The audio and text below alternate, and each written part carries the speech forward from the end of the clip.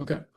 Welcome to the Blue Swan podcast. Today we have Aaron D'Souza, who was the mastermind behind the Hulk Hogan versus Gawker Media suit, founder of the Enhanced Games and current president of the board of directors of it that is going public for $2.5 billion, and then the founder of Objection AI, which is his third endeavor backed by Peter Thiel. And so on that note, please say anything you'd like about yourself, your work, anything at all.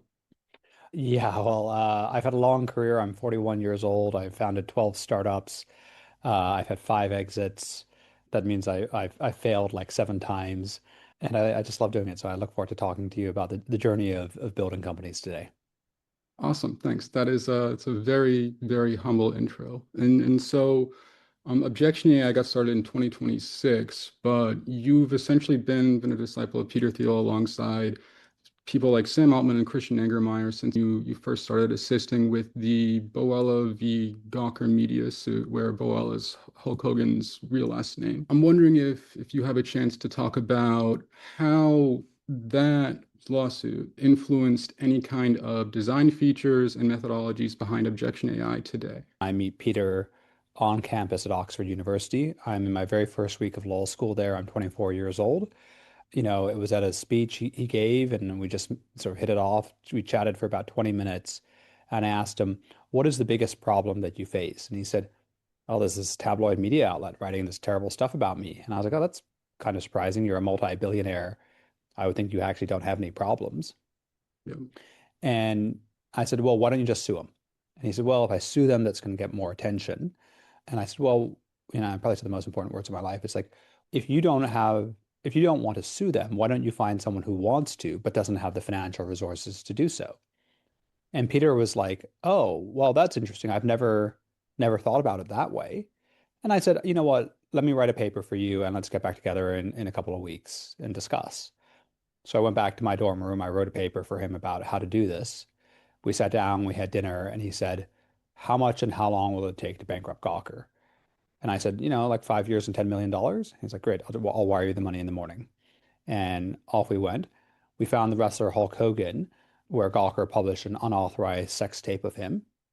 We sued Gawker in a long, drawn-out, complicated legal battle. We won a $140 million judgment. It bankrupted Gawker, and that was the very first time that a major media outlet had been held to account in American history. And now with Objection AI, I'm taking that same process that took $10 million in 5 years and compressing it down so that anyone can hold a media outlet to account. One of the interesting things about the process of Objection AI, from the submission to the investigation to the potential settlement, and the next to last steps, is its similarity to an actual like litigation process in court. And so with the $10 million backing from Thiel during Boella v. Gawker, a form of litigation financing. And so the interesting thing about litigation financing is that the payout structure mirrors that of venture funds, and you worked in venture for a number of years before the Enhanced Games. And so I'm kind of wondering if that has any impact on the goals of Objection AI. How binding is the judgment of Objection AI? Because you have some very, very heavy hitters when it comes down to investigators. Former CIA, former FBI, basically every federal agency under the sun is going to be reviewing this stuff, and you have an arbitration clause, which can be binding if agreed to. Yeah, so the fundamental premise of objection is that anyone can file an objection against any piece of content. Typically, it'd be the subject of the media reporting itself, and you file the objection, you pay a small fee as little as $2,000, then investigators get to work. Former CIA, FBI agents, they investigate the story line by line, sentence by sentence, source by source, and then they put all that information into a public data room. The original journalist who wrote the article is invited to reply and rebut that evidence. And then an AI judge looks at all that evidence and decides what is true. On a philosophical level, I would begin by saying that the ultimate position of power in society is the arbitrator of truth. So from the fall of the Roman Empire until 1517, it was the Pope who arbitrated truth in the world. If he said the Earth orbited the sun, that was true. And if you disagreed with him, you got burnt at the stake. Every new technological epoch leads to a new arbiter of truth. The printing press led to the universities, the rotary printing press led to the newspapers, the television led to Walter Cronkite on the 6:30 News, and with the rise of the iPhone and of social media, we have been in an era for the last 20 years where there is not a clear adjudicator of truth. And that is the gap that objection AI is trying to solve. Because ultimately, The interesting thing about the site for Objection AI is that essentially there are two sources of ultimate truth. There's the law, and then there's the scientific method, and that is very, very, very apparent in the design for objection, which is it's very graceful. I went through some of the actual cases, and it looks like you guys are actually pulling sources directly from case dockets. And it's mentioned NDAs that were actually pulled from court. If you don't mind me asking, how do you work with designing both the legal and scientific method into the methodology of objection AI? so that's a great point. In 1970, according to the Gallup poll, 70% of Americans trusted the news media. Today, 50 years later, that's down to 30%. Yet scientists and courts have always remained highly trusted institutions, around 80%, because they have rigorous methodologies for finding truth. In science, it's about the replicability of an experiment, and in courts, it's about two adversarial parties presenting evidence. And I always say that truth is not a vibe, truth is a process. Truth is what survives either the scientific method or the adversarial court process. Now, the court process is too slow and too expensive. The average lawyer at a top New York law firm charges like $2,000 an hour now. And even for the wealthiest individuals in the world, that is still remarkably inaccessible. So what we've done with objection is take the court process with some elements of the scientific method and built what we believe to be the ultimate truth-seeking method. Have two parties present their evidence in an open public forum where it can be engaged with and it can be analyzed. Where do you see this continuing to go? You created a different source of truth that works with hard legal documentation and real investigators. So what is the long-term vision for objection? The long-term vision for objection is to become the court for everything. So the internet does not have a native truth adjudication layer. Anyone can write anything, and it's really difficult to challenge. If someone writes something false about you, Sean, and publishes it, it's very hard to remove from Google. It's very hard to remove from the platforms. And as a consequence, misinformation, false information travels 6 times faster than truth on the internet. The goal of objection is that we want to create an arbitration system, a court system that is available and accessible to everyone, that's quick and efficient and doesn't require expensive lawyers. The choice of co-founder actually has a profound impact on startups and their trajectory, as you're already aware. So I found it really interesting that you chose somebody who had a PhD in biotechnology and tech, who started a clean tech company and then exited as your co-founder. I believe so. He's also on the scientific advisory board of the Enhanced Games. And so I'm wondering how this all kind of pieces together in as much detail as you can kind of discuss without violating any kind of confidentiality. Dr. Kyle Grant is not my co-founder, but he's my CTO, my closest confidant at Objection. Kyle and I actually played rugby together at Oxford, more than a decade ago, and we were teammates. He came to me and said he wanted to start a company, a clean tech company. I was his first investor. It was a very successful investment. And I've been trying to hire him for a very long time. He exited that business to a listed conglomerate a few months ago. And he called me up and he said, Aaron, I want to come back in the game. And I said, well, I've recently stepped down as CEO of Enhanced. I've got some time. I'm thinking about building my next company too. This is my first time starting a business without an official co-founder. I've always had co-founders previously. And this is also the first time I'm funding a business essentially myself. Being largely self-funded also gives people potential for a much, much better payout, and then also a lot more control over the direction and the trajectory of the company. What have you learned from the process along the way? My first unicorn was called Sargon. It was a market operating system for Australia's pension and superannuation sector. So it's a fund administration platform. No one goes to work every day inspired to do fund administration. And so what I learned particularly from the enhanced games, is that when you do something big, bold, and audacious, that attracts big, bold, and audacious people. A grand mission changes the world. No one wants to work at Mercedes-Benz. They want to work at Tesla. No one wants to work at, like Perplexity. You want to work at OpenAI or Anthropic. And so if you're on the road to doing something great, something that really changes the world, that pushes boundaries, it's much easier to recruit top tier talent. And then every great business also feels kind of dangerous. Like Airbnb, you're literally staying in someone else's house instead of like a nice, comfortable hotel. Uber, getting in a stranger's car. Facebook, OpenAI, both very dangerous companies at the outset. And enhanced games, people said, read the headlines from 2023. People said we're going to kill athletes. And objection, right? To become the arbiter of truth in the world, to challenge the mainstream media, to make the media accountable. It's a very scary prospect. And so I look at those as features, not bugs. And there's something very special about aspiring to build a great organization that attracts amazing talent. And so to distill it down, I think there are just three ingredients required to build a great company: strategy, capital, and talent. Capital is a commodity. There's endless venture capital funds out there chasing deals. And with AI, it's cheaper and cheaper now to build software. And so you need less capital.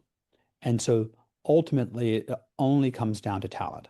Why will the most talented people in the world work for you? I think that boils down to mission. I didn't wake up today to make another $1 million to add to the endless pile of money that I will never spend.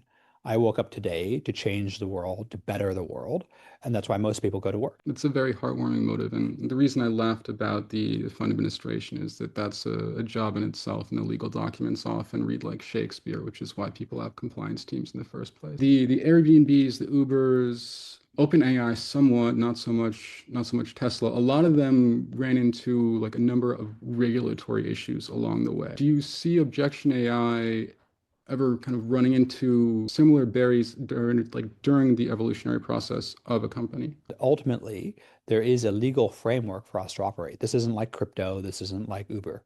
The New York Convention on Arbitration means that any two people can contract to have a case heard outside of the traditional court system, have a binding arbitration ruling. You can have the local butcher be your arbitrator, and as long as you sign the proper documentation, that is an appropriate process and that can be enforced by a bailiff or a court of law. The legal structure for us to operate already exists. It doesn't require any structural renovation. And the major question is, should AI be allowed to adjudicate disputes? Well, if the butcher is allowed to adjudicate a dispute, why can't AI? Having the butcher be nominated as an arbitrator sounds a lot like a joke I once heard about how you can legally nominate your cat as the CEO of a company. It doesn't necessarily mean it's the best idea. And so in terms of sort of any kind of existing global regulations and what you're doing, Objection AI's investigation process is heavily based on existing standards for media. And so can you touch on sort of how that plays out and then what's involved with that?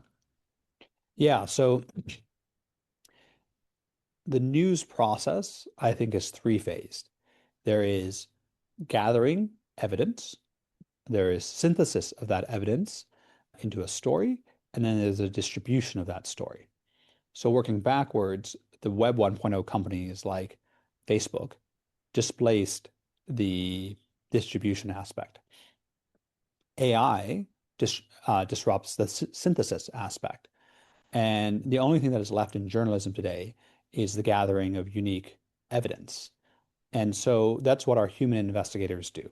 They gather evidence, they don't formulate their opinion, and they just present that evidence before the AI tribunal who does the synthesis. And then we have various mechanisms to distribute that ruling. And ultimately, I think this is a powerful combination that, having talked to dozens of journalists every day now for the last week since we launched, is interesting and exciting to them because ultimately journalists want to produce truth. They want to tell a fair, accurate story, but they exist in a media environment owned by the likes of Rupert Murdoch and other media barons where they're forced to generate clickbait. They're forced to produce salacious headlines, to use politicized language, and they don't want to do that. These days, there's an abundance of content that can be faked. Regarding deep fakes, AI generated video, half of the text on the internet is probably generated by LLMs at this point. I'm wondering like if objection actually filters through that, if they utilize some of the algorithms for scanning any kind of existing watermarks on AI generated video. This is the beauty about an adversarial process.